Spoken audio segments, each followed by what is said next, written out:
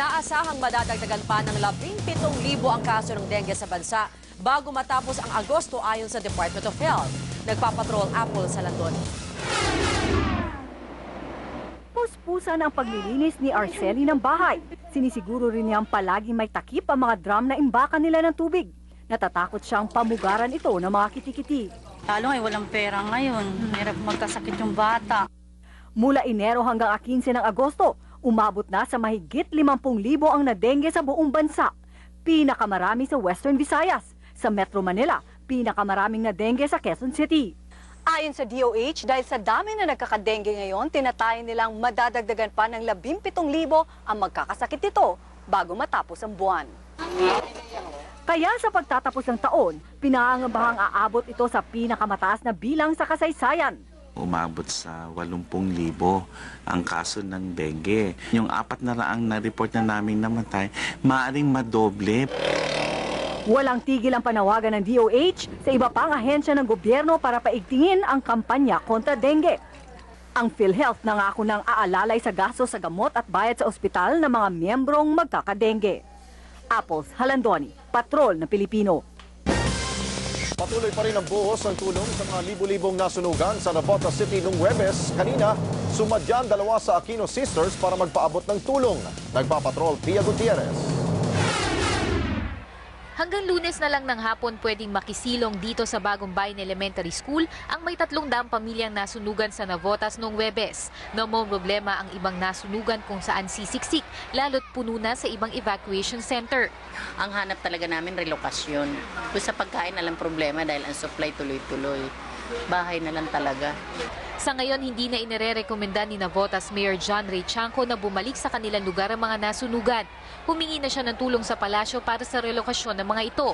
Ang problema, napakasikip na Navotas kaya walang relocation area. Kanina naman namahagi ng relief goods sa magkapatid na sina Viel Aquino D at Pinky Aquino Abellada. Kasama rin si DSWD Secretary Dinky Suleman, Deputy Secretary Armin Luistro. Ito yung pinakakonti namin magagawa para kahit paano matulungan kasi ang hirap naman ng dinanas nila. Ang pinakahamon ngayon ay ang mas pangmatagalang solusyon sa problema. Prioridad ngayon ng DSWD ang pagpapagamot sa mga nagkakasakit sa evacuation centers. Dahil mainit at siksikan, marami sa mga bata nagkakagalis. Sunod-sunod na rin ang nagkakaroon ng lagnat at sore eyes. Bukod sa DSWD, marami ring NGO at private groups ang patuloy na nagbibigay ng tulong. Kasama ang ABS-CBN na may libreng shower para sa mga nasunugan. Pia Gutierrez, Patrol ng Pilipino.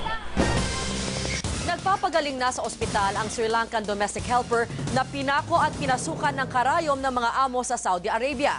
Ayon naman sa isang NGO na nakabase sa Pilipinas, marami ring kasambahay sa Pilipinas ang nakakaranas ng pang-aabuso. Nagpapatrol Shara Zambrano.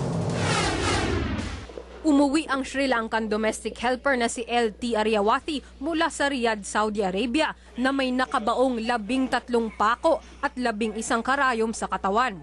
Gawa raw ito ng among Saudi nationals tuwing may mali siyang nagagawa.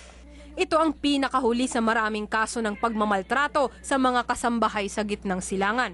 Pero ayon sa Visayan Forum, isang NGO na tumutulong sa mga inabusong kasambahay, nangyayari din ito maging sa Pilipinas. Hindi ito usapin na ng kultura. No? Ito ay usapin talaga sa pagkilala na ang mga kasambahay ay mas mababa ang uri ng pagkatao. Si Gina, 18 anyos, 1 taong tiniis ang pangbubugbog at pananakot ng kanyang among Pinay.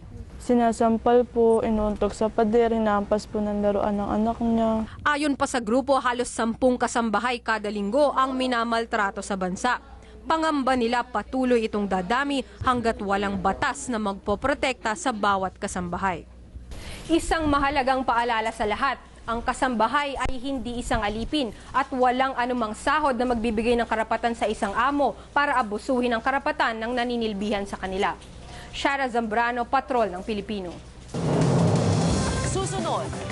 4 na Pinoy boxers hindi nagpadaig sa mga dayuhan sa bakbakan sa Sugbo. Pinoy silver medalist sa patalasan ng memorya sa London. At iringan ni Claudine Barreto at Angelica Panganiban, sana nga ba hahantong sa pagbabalik ng TV Patrol Weekend. the money.